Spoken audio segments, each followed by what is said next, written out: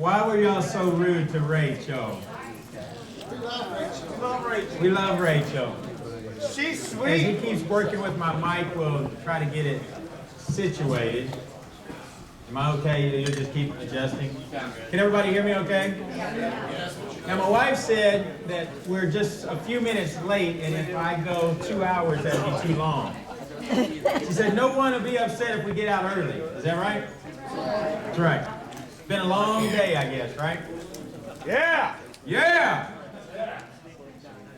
I'm excited to be here. It's been a long, long, long time since we filled this room. And it actually looked just about like this. And it was full to the brim, just like you guys. A lot of smiling faces and a lot of excitement. Anybody in here looking to make a little bit of cash this year? Yeah! No, I'm independent. I like that. That's what I'm talking about. Response. We're going to talk about how you control your contractor tonight. That's what I was asked to do. And another thing is, I'm what you call a chained elephant. It's very hard for me to stay in one spot. And he's trying to keep me on camera. He says, don't move. What? That's very hard to do. So I will try to remain in one spot as much as possible. But as I get a little more excited, I'll move a little bit more, okay? So somebody I'm going to have to track with later on will tell me, just kind of dial me in. Well, tonight, who am I? Where'd I come from? What's my name? I'm Tim Grimmett. Sean and I were associated many, many years ago. I started investing around 1999. Sean came into my office, busted in, and said, hey, I want to be your coaching student. I want to make $250,000 this year. And I remember asking him a few questions and quickly realized he had no clue what he was talking about. He had a lot of energy, and that was good. That was back in the day when you could roll anything out the door and pretty much make a profit on it. But Sean became a great student. I started investing around 1999. Why am I here tonight? This is the story. Years and years and years ago, these little ones were really, really small, and I'd run out the door. But how many people in here have suffered the downturn from last real estate bubble that burst? The rest of you are new investors and haven't experienced the upside of real estate? Yep. Wow. That is wonderful. Everybody else quit. Everybody else quit. Well, I'm here tonight to give you hope, hopefully for an idea of how you handle that contractor when you do your very first deal. How many people have not done their very first deal yet? Hold your hand up and be proud. Because that's who I'm going to speak to tonight. Everybody else is old hats. They already know this. They're like, why are we going through this again? If you have not done your first deal, shout out why you haven't. Fear. New. Money. Fear. Fear. Everybody wants retail. That's it? Finding the deal. Finding the deal. Contract. Contractors. No one said no money. I That said means money. everybody can do a deal because they have money. Sean fixed them. Awesome. But when I first got started, there was a guy, I was working at Quick Trip at that time. A guy walked in the store and showed me a check for $36,000. Bam. And I said, how did you do that? Because he's in here every day. So I'm like, it's kind of hard to make money when I see you every day. And he didn't look like he was one of those heavy lifters. He wore a gun on his side, but he wasn't a police officer. Y'all know the liquor doctor on Airport Road? Thomas Keeley is the guy. He said, I'll show you how to do it. And I sat down with him, did some part-time jobs, and ended up quitting my job. Anthony Roberts came in town February 9th. My supervisor came in on the 10th and was acting kind of queer, kind of weird, kind of abusive. And February 11th, I quit my job. Then I went to the bank and said, hey, could I get a line of credit? And I had a wonderful banker who said, sure. And I didn't know how much I was going to get, but I was driving down the road and I'd already put a bunch of contracts out, and I got 2 of them, about 20 minutes apart. I was driving down 270. Michelle Cyber called and said, hey, you won the bid. I'm like, great. And I was driving down a little bit farther on 270, and another phone call came in. Unfortunately, it added up to more than $100,000. So I panicked, just like anyone else would. I called my banker. He said, don't worry about it, we'll close. Now, you got to understand, I'm fearful that this really isn't going to close because I didn't have any experience, didn't know how to be a contractor, but I was posing as a contractor, and I was going to get 2 houses. But what's Jason said before that you need, no matter what? Massive action. And I had some action. And someone said that's the main reason why you don't have your first rehab under your belt. Well, let's get past some of the fears. Who do you need on your team? All the basic people that you would think that you would need. But what do you and how do you establish whether they're any good or not? That's kind of a question because everyone's going to tell you they're good, right? Let me tell you some rules of engagement. If a person goes on and on and on and on and on and telling you how good they are, they're not your contractor. You're going to break that rule a few times, but you won't do it for long. He's got a list this long of why he's good. He's walking around. He doesn't have a tape measure, doesn't have a toolbox, working out of his Chevette. He's not your contractor. But you do need to keep a list of good people that's in the room here. Get you a list of, from the top down, your roofers, your plumbers, electrician, window guys. And eventually you'll find out what rate they are, the good ones. You got to let them know that you are a rehabber to make money. There's a way that we can partner. And the good thing about in this room, you'll begin to find out is it'll work out. It will work out. Rehab process, pretty much from top to bottom. I like to go in a systematic process. And when we first started out, my brother and I, and brother-in-law eventually, but my brother quit his job on February 9th. And I quit mine on the 11th. And then our brother-in-law quit from Boeing, and we all went together, and we thought we could rehab together. And it worked out wonderful for the first rehab. I mean, it was beautiful. Some of us would come to work on time. Some of us would not come to work at all. And some were really, really picky in how well the detail was. And then we had this difference of opinion as to where you start a rehab. Someone start on the inside. I like to put the floor down first. Well, I think we ought to do the windows. Well, there is a logical process that most people start with. That if it should rain, you might want the roof put in first. Now, you may think this is crazy, but there's some people who will put the drywall in and finish all of that and then find out that their roof really isn't dried in.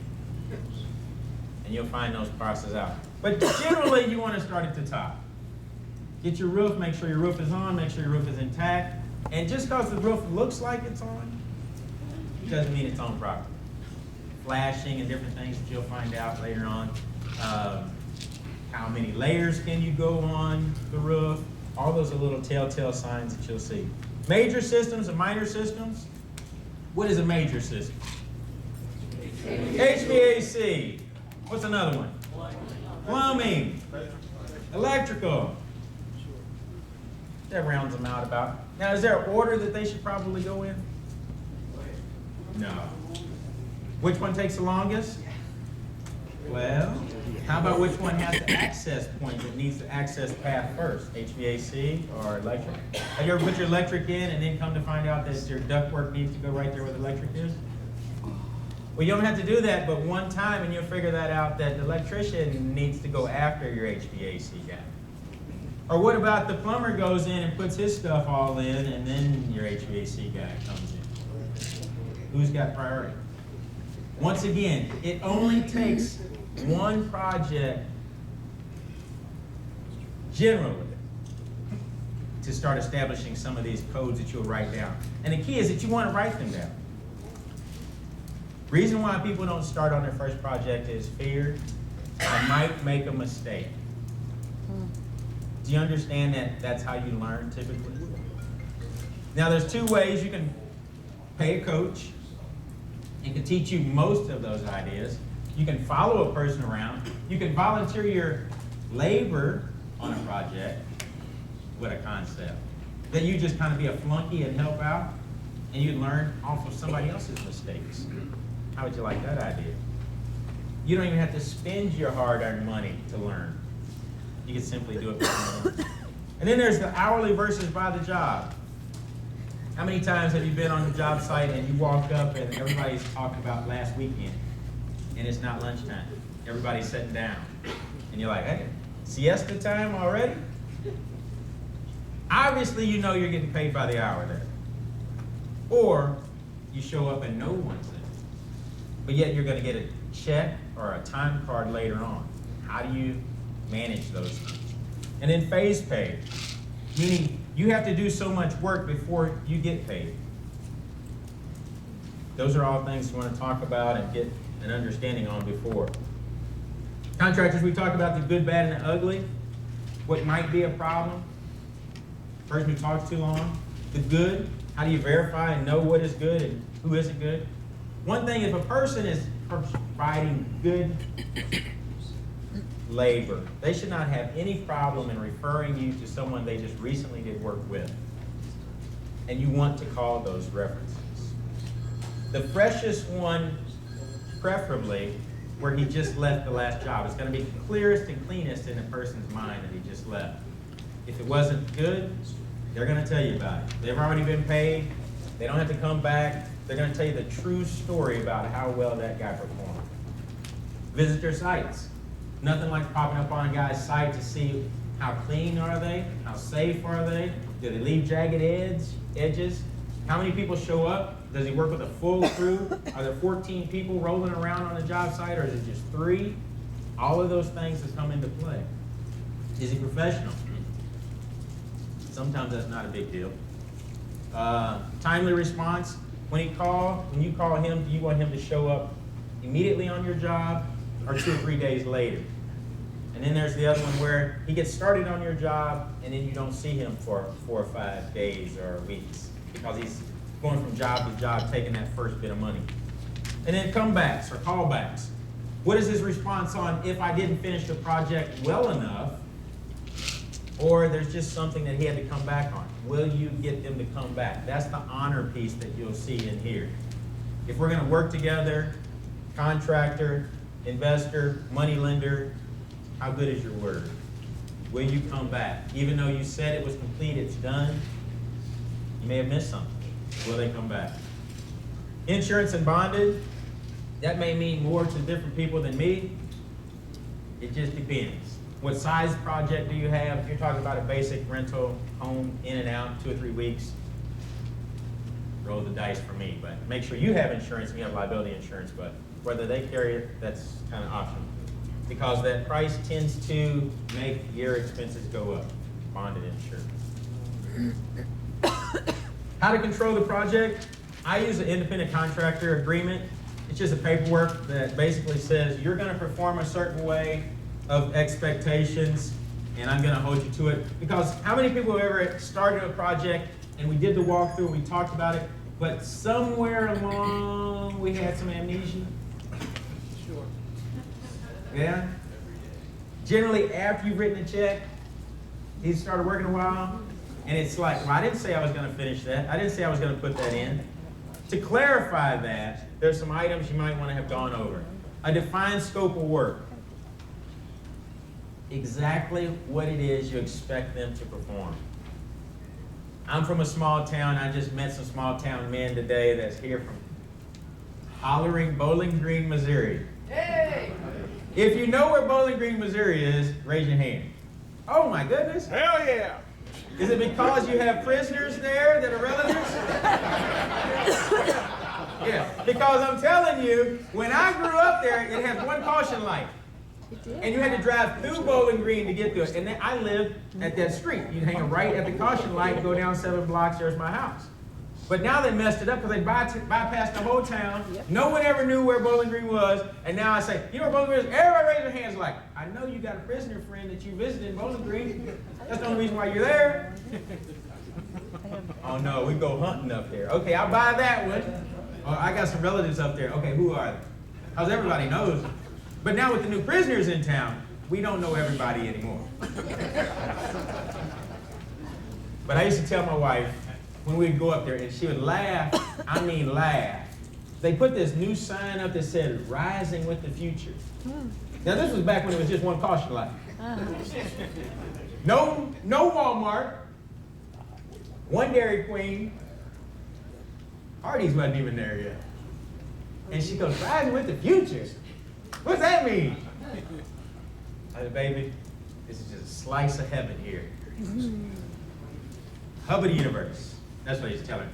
Just because on every night on the Weather Channel you can see Bowling Green, that's why you guys know what Bowling Green is. But it was a wonderful place growing up. And kind of that's where I got my skills in rehabbing, because I grew up not on a farm, but in town, and you drove to the farm. But my father was a farmer. And I'm taking a divergent here, okay? We're going to catch up, don't worry, we have plenty of time tonight. But on the farm, my father was not one of those that would give you instructions, and definitely not any type of plans. And you said, look at that hog house over there, and look at this lumber here, and look at the tin over here, and make something that looks just like that right here. So that's kind of how that massive action starts. You just start building. Hogs generally don't get too upset with you if it's not square,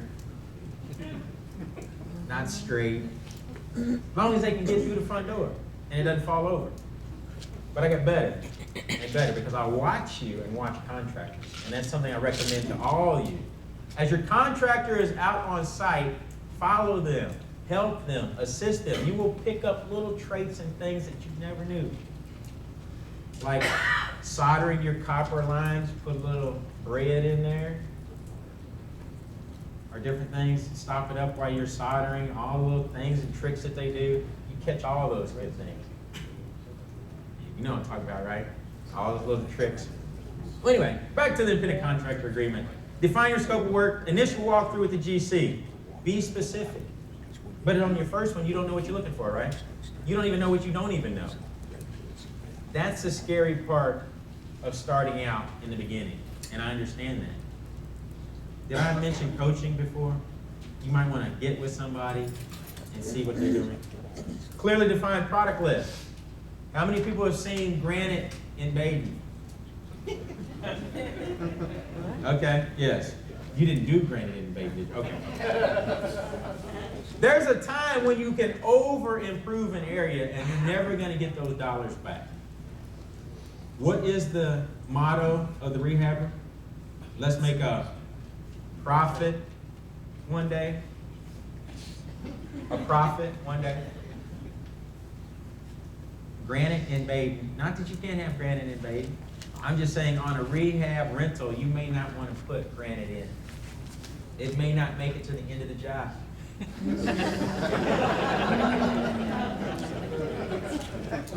Over improvement costs your bottom line. So go through your product list. Not to the point where you got it identified, you got switch plates and light plates and all that, but you can go that far. But there should be a consistency. What I used to do is one color. If you're new, you may not know this, but you pick one color. And you know, Sherwin-Williams will even allow you to call it your own company color. That KJR tan. Just get one and mix it up a little bit, a little deeper, a little darker. Put it on it. I like semi-gloss on the walls, and other people say, well, you can't wipe that off, can't do this, and can't paint over those street. It's rental. It's rental. It's rental. Now, this is something that my construction guys used to be really upset with me about, because I would have this saying that we're not living here. We're not living here. Not that it was bad and shoddy, but I'm saying we're not living here. There's a Chesterfield fix, there's a rental fix, and there's a retail fix. You must understand which one you're in. You can spend time doing all this. I had a guy, he was painting in the beginning, and I kept telling him, come on, dude, what you doing? We're painting the ceilings and the wall. There's no cut in, there's no slow time. You don't even have to be real good at this. Paint. He's trying to be real particular, and he didn't understand what I was talking about. Now, you're going to see a picture of him later. He's my student. He became my student. He was a contractor for me at first. He understood after a while what I was talking about. Just paint the wall. You're going to be painting it again in 6 months. Or when they move out. Don't worry about it. Just paint. Just paint. Daily knockdown sheet. When I leave, I'm going to give you a list of things I want you to do, contractor. I'd like to have this done 2 or 3 days from now. They know what to get done, but they might need a little help. Because if you're paying them, either by the hour or by the job, you really don't care when they get done, as long as it fits inside your timeline. We'll get to the terms in a minute. But you have an idea of what things you'd like to get done. You're on a timeline. You got a renter that wants to move in. You're on a schedule. Random daily inspection, just kind of pop in, pop out. I'm one of those particular guys who hates trash on my job site. Yeah, me too. Pick up your trash at 3:30 in the afternoon, and when you leave, turn the lights out, turn my heat down, and you can leave. Next day, you can do whatever you want to do, but clean my trash up at 3:30. It's a safety issue for insurance issues later on, but I'm just a neat freak, I guess, but you got to clean up your place. Final inspections, who's going to cover it? Who's going to do it? Who's walking through? You or the other person? Who's paying for it? Who's going to do the final walkthrough on pay? That's something you definitely want to have clear. Terms of the contract, your independent contract. When are you going to get paid and how much are you going to get paid? This is very, very important. How many people have paid the contractor 50% up front? I've done that. Hell no. Yeah. How many times have we done that? No more than twice, right? Let's say we pay the contractor up front, and you do an initial walkthrough on the next phase pay, and he gets a little heated and a little upset with you. Now, he's only done 10% of the work, but you paid him 50% of the cash. So you see, this is a train wreck about to happen. You're talking real nice, trying not to upset him, but his work isn't quite where you want it, and then it kind of gets more and more escalated, and more and more escalated. Before you know it, he's like some multi-letter words, you and I don't like you, and you just finish this on your own time. And now you say, whoa, whoa, whoa, whoa, whoa, don't leave yet. And he's out the door. And you're 50% out with only 10% done. Never be behind to the contractor. Now the contractor is saying the same thing. Never be behind to the investor. So there's a happy medium somewhere in there. I usually do 1 week's worth of pay, or I'm going to get the product and bring it and have it drop shipped on site, and I'll give you 1 week's worth of pay. That way we both got a little trust in each other, and no one's going to get drastically hurt. Invoices, that's one of those, depending on how you set the deal up, whether you're paying for the product and having it drop shipped, or he's bid out the property, and he's going to bring the product himself. Depends on how you're doing that, but sometimes you get mystery product that disappears, and you never know. So invoices, that's kind of how you have it written up in your agreement. Taxes, you want to make it very, very plain. He is not your employee. You're not paying his taxes. He's responsible for his own taxes. Those type of tips, those issues. So when it comes at the end of the year, you're not sending in his taxes. His employees are all his. He is not an employee of yours. Now, that all depends upon how you direct that individual. Now, if you're one of those cheap individuals who's not trying to pay work comp, you're not trying to pay Social Security tax and all that, and you're directing them 3 out of 5 days out of the week, you might want to talk with a professional and see if he really is your employee or not. That can come back and get you later. Tools. Tools on the job site. If you leave them and you lose them, I will cry with you. But you get no money. Let them know. If they leave their tools and they're gone, too bad. Work environment condition, we talked about that, pick up your trash. Penalties and rewards. Now, everybody loves the penalty, but no one likes to give the reward. Sometimes you gotta have it a little bit both ways. Penalty being, if you don't get this job done on X day, I'm gonna assess you $50 a day until it's done, or $150 a week until it's done. Stuff comes up, but you just wanna let them know that there's a time limit and a timeline I'm trying to get you to meet. Does that understand? And then the rewards, if you get done a week early, $150 off or extra or whatever, but just things that you kind of build in. What's my time? Where are we at? All right. 5 after 8, you're good. 5 after 8? What am I going to, 10? Ugly war stories. Most people like pictures because the slides my children tell me are very boring. So unless you have lots of jokes, no one cares. And I already told you my best jokes. Bowling Green. War stories. This is Benton Park. Somebody said they wanted to buy something in Benton Park. 3216 and 18 Iowa. This is one of my disasters. Huge disaster. I bought this property and it was 4-family, funky construction, didn't really work. But the idea was I could turn it into 2 condos. 2 condos. That's the back of the building. That's after a considerable amount of work. With this situation, there was multiple things I learned. How many's ever done a condo conversion? They don't really do those too much anymore. It don't even make sense. You appraise them? All right. Well, if you ever have to deal with the city and getting them done, this is something you probably don't want to do today's day because there's so many properties that are in good condition. But in with that condo separation, the plans, the city, if you go into the city, there's 2 different zoning people that you have to deal with, plans and so forth. It could get overwhelming. When you first start out a rehab in today's date, your very first one is probably not a gut rehab that you want to take home. In this environment, it really doesn't make sense to do a gut rehab. You can just find them so much easier with just paint, carpet, and kitchen and bathroom redo. But if you do jump into a gut rehab, good luck. This was the finished product. It was all done, ready to go. Put out on the market, successfully turned into 2 condos. It was a 3-story, huge, all-electric property. Let me tell you about all-electric in the city. Some people say that electric doesn't get hot. So when they say electric doesn't get hot, what do they mean? It's not gas. And that means that their electric bill is going to be sky high. That was one of those things I learned. You put all electric in a building, 3 stories, you got issues in keeping it cool and keeping it hot. Once again, you weren't living there, but the people who's running those high electric bills, they're not living there long either. One season and it's generally over. And here's another thing. This is just a little extra for you. I found out that those who could stay longer had this program where little Ray was only 2 years old, has a social security number, and he had the electric turned on to his name. And there was baby Janini.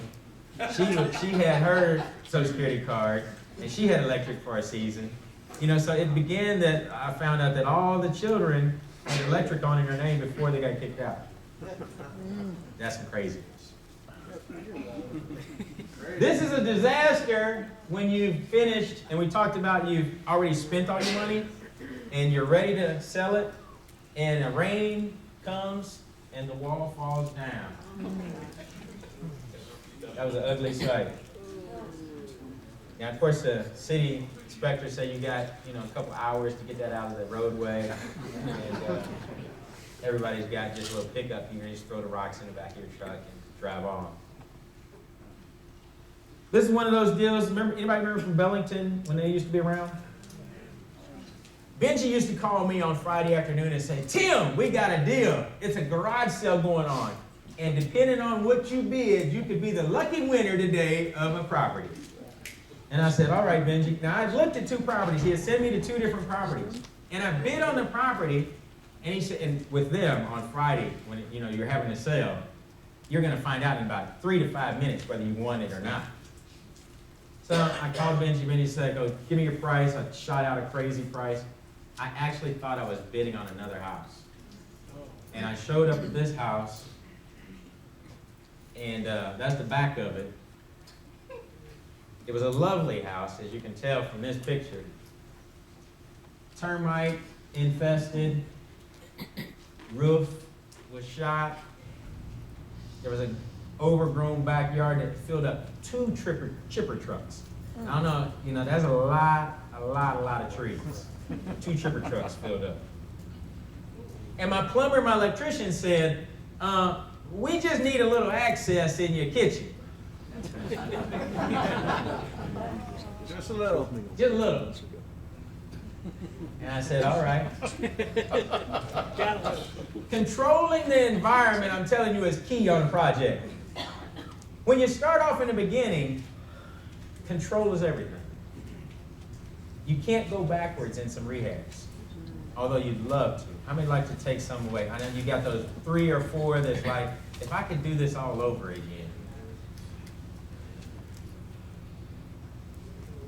There she sits today, though. Not as bad. Kitchen finished itself on out. Not bad. Now this is one of my favorite houses. It's a lovely house. Truman Bank. I know people remember Truman Bank. They said, why do you want to buy this house, Jim? I said, because it looks so good. Now, for the new investors, when it looks good, it looks really, really, really bad to somebody else. These are keys that you want to write down for a house that you must buy. Dead dog upstairs. I'm serious. Everyone else has run out of the house. Cats. More the merrier. You know that smell when you walk in the front door? You haven't even hit the door yet. It's like, oh, you guys, he can smell it already. Yeah, that smell. That smell is lovely. That smell is dollar bills. I'm telling you. When you smell that, there's a little stuff they call prep right. You know, fire, paint. You just put that all over, paint everything. It seals that smell, and it's just lovely. But people will run away. Cracks in the foundation. You love those properties. No. Yeah. I had a horizontal crack in a property one time. Everybody ran away. Guess how much it cost me to fix? $2,000. $200. Uh-oh, sorry. $200. $200. Don't let scary stuff fool you. There was a small fire in the kitchen. But what I liked about it was a 7-bedroom, 2-bath house. Did I say 7-bedroom, 2-bath house? 7 bedrooms. Do you know what kind of rent you get out of a 7-bedroom, 2-bath house? $2,000. Well, I'll tell you later. But anyway, we start the project. Everything I think is going to be easy on the outside is not easy. You know, you got to put that dry fit on the outside of the concrete. Now, people will tell you lots of things. This is the part about construction. People will tell you lots of things. Ask them one question. How many rehabs have you done? Then the second question, did you ever sell them? And the third one, how many do you still have? Those are some good questions you want to ask some people who's giving you advice.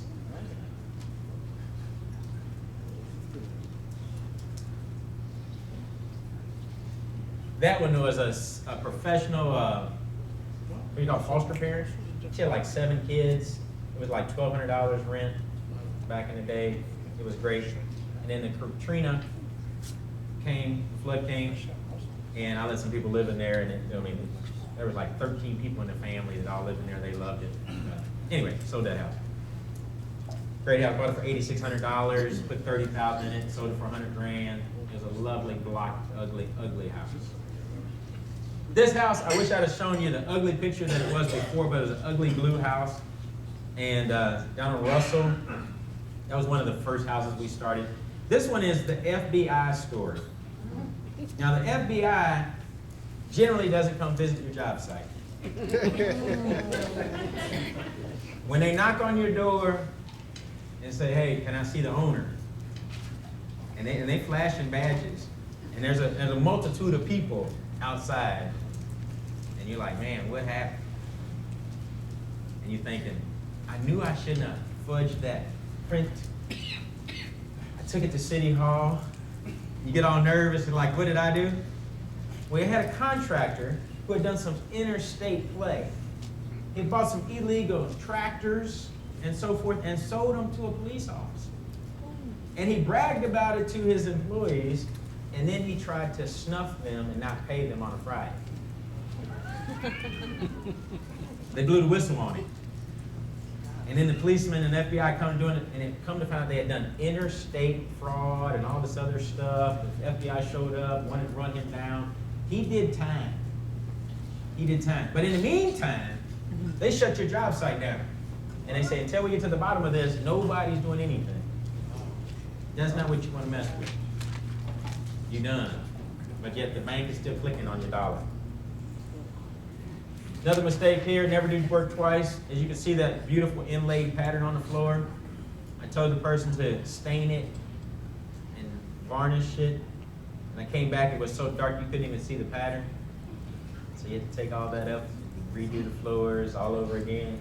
One of those attention to detail type things. I'm gonna roll on here. This was one of those, remember I told you I was working with my brother-in-law? This was kind of the last deal. It's like, no, we're not working anymore together. He said, hey, let's buy this house. It was in, I don't know, like the Gaslight Square, whatever it was, beautiful house. Now, he said, buy it. I said, okay, we can do this. We both worked on a farm.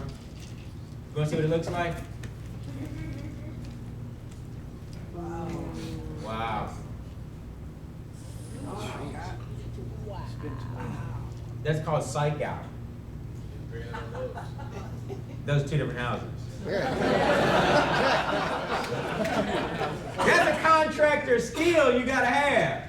When they show you that little book, you know, they ride around with the book in their truck, let me show you what jobs I've done. You better be paying attention. Because if you look real close,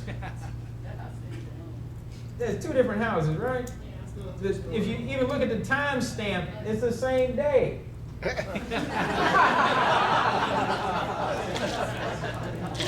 Pay attention, okay? That's worth the whole class. Right? I mean, you got to catch these things. These guys have been contractors for a long time. That's a beautiful house across the street from us. Coaching your first rehab. I'm coming to a quick end. Coaching, we've talked about it. Sometimes you can try to do this on your own. Sometimes if you got lots of money, hey, run on out there and do it. I didn't have lots of money to spend. I didn't have lots of money to burn. My wife will tell you, though, I had lots of money to lose. It just wasn't intentional. But when you do become a student of a coach, there's some things that you should work out. Preferably, if you raise your hand and saying, I want to be a student, really be a student. Let me explain to you what student means. Student means when someone suggests something to you, you say, that's a good idea. I'm going to put that in play. Because obviously you've lost a lot of money and you're trying to prevent me from losing money. Wouldn't that sound right, reasonable? So, this guy's name is Paul. And he said, hey, his son-in-law, a contractor, used to work for me. And he wanted to get into the flipping business and buy and hold. And I said, okay, I'll walk you through. Mr. Clewine, we purchased this property from him. It was pretty much turnkey, walk-in, ready to go. He got it inspected for us. It was beautiful. I said, maybe $1,000 worth of, pick up the limbs in the backyard, do this, do that, put the fence together, done. He spends $3,500 inside here. I don't know what he's doing. And then we go through the lease, because I help you pick your tenant and all that stuff out. I give him my lease, which says you cut your own grass, you pay your own utilities, all that. He says, I changed some of your lease. I'm going to cut the grass. He lives in Arnold. This is in Castle Point. And he could barely walk up steps without being labored with heavy breathing. I said, okay. Write this one down, because you're going to like this answer. You're not going to want to do that. Oh, no, I can see the property once a week when I come up and cut the grass. I go, okay. No problem. You want to know how many times he cut the grass before he thought it was a good idea that they cut their own grass? He made it 4 times, and it got a little hot. It got a little heated. This is my buddy Paul on a house on Goodfellow and 70. Anyone know the idea where it is roughly? Yeah. Great deal. Bought the house for $5,000. 2 bedrooms, solid brick. It had a brick garage on it. In the back, nice house. Not too much problem. Major systems he had to worry about. Plumbing, HVAC, electric. I said, that's really where all your cost is. Nothing else. We hadn't even closed on the house yet. And I went by to look at it so we could go through the walkthrough and come up with a list. He goes, I went to Home Depot the other day. They had this sale, and I bought all the products already. I'm like, Paul, you haven't even closed on the house yet. Oh, but the deal was good. I got windows, I got doors, I got this, I got that. I'm like, how much did you spend? He goes, oh, it was a deal. And then he was like, maybe I shouldn't have bought all this stuff. Maybe I shouldn't have told him I already bought it. He goes, well, it was, I don't have to pay for a year. I'm like, how much did you spend? It was $5,000 worth, at least. We hadn't even started the rehab yet. I said, You don't put new windows in over here. You don't put 6-panel doors in over here. You don't put plank flooring in over here. You know, all those things that he did. Drop ceiling in the basement. You can hardly stand up in the basement. There was some learning curve on this. Let me tell you. There was a lot of learning curve. But it was fun. He's now no longer a student because he ran out of cash. I know you find that hard to believe, right? Why even hire a coach? Huh? Questions that you may have for the first time people who's like, I'm scared, but. Yeah, but. Tell me the yeah, buts. Any questions? No questions? Oh, yes, they're better. Really? You guys just want to go home or you code? Which one is it? Go. That first one you were talking about. Here, I'll run a mic to you so everyone can hear you, sorry.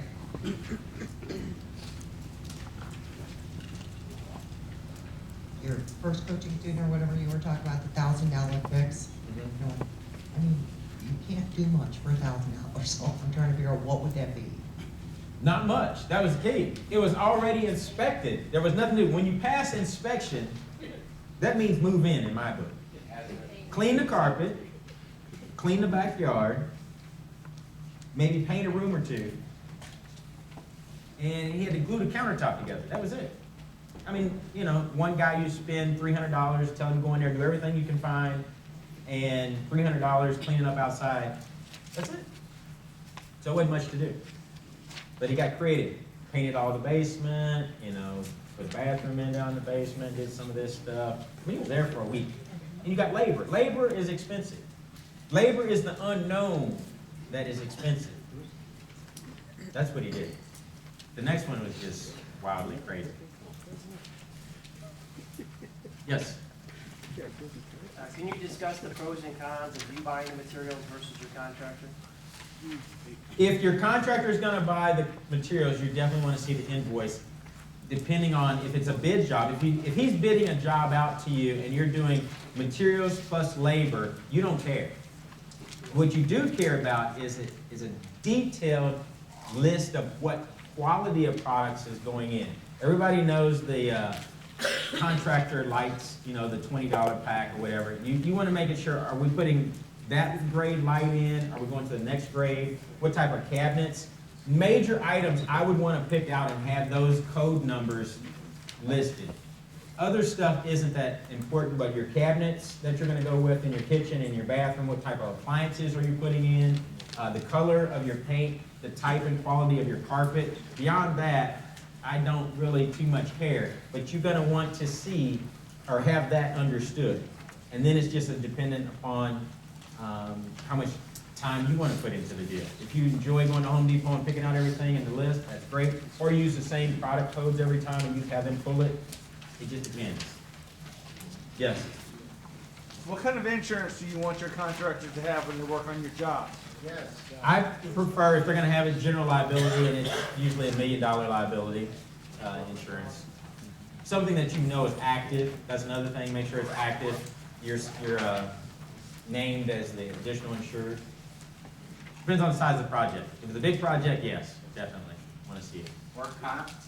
Work comp, typically not. That's tough. Yes, you should have it, but I mean, there's not too many people I know that's in business making money during work comp. About lien waivers. Lien waivers, definitely. Sorry, thank you for bringing that up. Lien waivers, if you're not familiar with that, it basically says, I have paid you for the work that has been accomplished, and I've paid you for this amount, so don't come back saying that I haven't paid you. And it also allows you, when you're doing a job that's run by the title company, you can prove that you've paid the bills, and you definitely want to keep the invoices at that time, so that you put them together and prove that you have paid for the work. I make subcontractors buy his own materials. If he doesn't give me a lien waiver for the materials, I make him give me the receipt from Home Depot, a copy of the receipt, so I know that he's actually purchased and paid for it. I always pay for it. Exactly. That's the contractor ensuring himself that he doesn't have something come back on him. Yes? How do you generally handle the payouts to your contractors for work done? That's a walkthrough. First, I have phase pay built into the individual contract. There's gonna be 4 payments during this whole process, and you're gonna accomplish this mile marker before you get paid. And once you accomplish that mile marker, you're gonna call me. And we're gonna walk through and make sure that the items that I have on phase 1, which may be tear out, landscaping, roof up, and windows in, and you get paid. So it's clearly defined so that you know what you're paying and when he needs to call you. Another question about? Now, when do you usually ask for a contractor's tax ID or any type of, for 1099? Tax ID would come in the very beginning, before he even starts. You're gonna grab that information, insurance information, tax ID, and verify that he is who he says he is. Yeah, Yes, do you verify that too? Yes. somehow? yes. Andy? What about permits? Permits, yes. You're asking, should you get them or should you not get them? Turn that off. Here's how this works. Depends on the 88 different municipalities that you're working in. It depends on the price of the project. It depends on whether or not you put electric and plumbing in. It depends on if you're just pulling the toilet up and putting the toilet down. But generally, I have learned it is best to get a permit. It just doesn't cost, and it's just generally the best thing to do for big projects. Definitely over $10,000, you get a permit. Now, who gets it? You or the contractor? I let the contractor get it.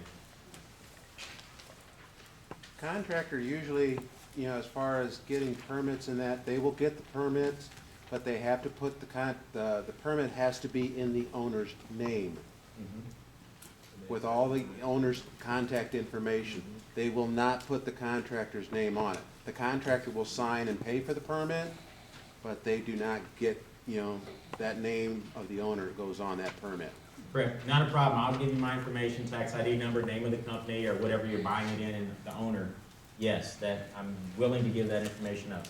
But I don't want to go down there and grab it and do all that other stuff. Yes? Just one other little side bit, you know, when you get into permits, especially into the city has a little rule that even if you replace a toilet, you're supposed to get a permit.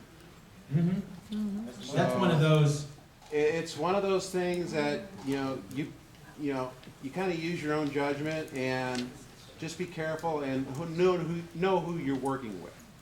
understand too the consequences. Generally, they're gonna say, you did all this and you messed up, go and get it inspected by a licensed electrician or plumber. Some spots. If you should be in Bell Fountain and you accidentally put in electric service without getting a permit, and you accidentally get caught mid-time during the day, let me tell you what's gonna happen.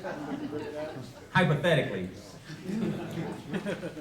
Ted Stocker is gonna come and yank all your stuff out, have you yank it all out, lay it on the ground, and spray paint each and every piece of that.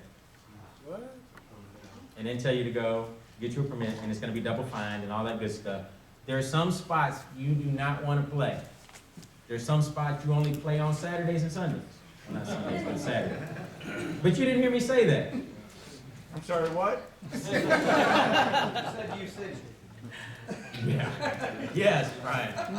You know, I got something to say about the permits and the process. I don't know if a lot of you are aware of it, but I believe it was past year or so, there's been rules as far as the lead paint. EPA can come in. Also, the inspectors, well, go back to the rehab. A lot of people I see, they leave their windows wide open so they can see all the work that's going on. Always put curtains up on all your projects so your inspectors and other people can look in and see what's going on. If the inspector walks up to the door, you're not legally obligated to let them in, do not let them in. Keep the door closed as much as possible. In the county, you're supposed to pull a permit for, like to replace a faucet or a toilet. If you go and get your inspections and you don't pull permits, if they ask, is that new? No, tell them, I cleaned it really well. What are they gonna say?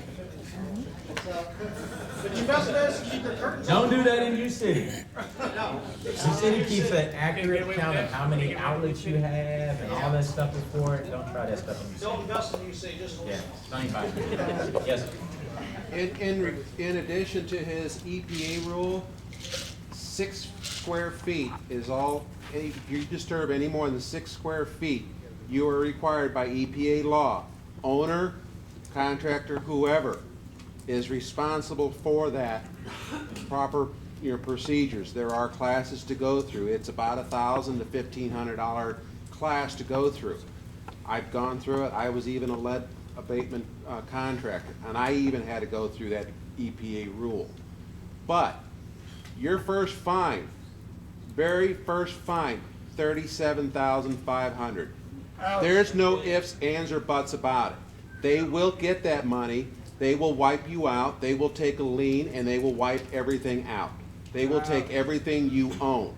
I know of many contractors in many states that have lost everything because they did not follow the rules. Where was this?